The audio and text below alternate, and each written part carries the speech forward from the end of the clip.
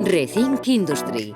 Eraldaketa digital eta jasangarriak Gipuzkoako enpresa txikien berrikuntza maila nola bultzatzen ari den partekatzeko, ikasteko eta gogoeta egiteko jardunaldia.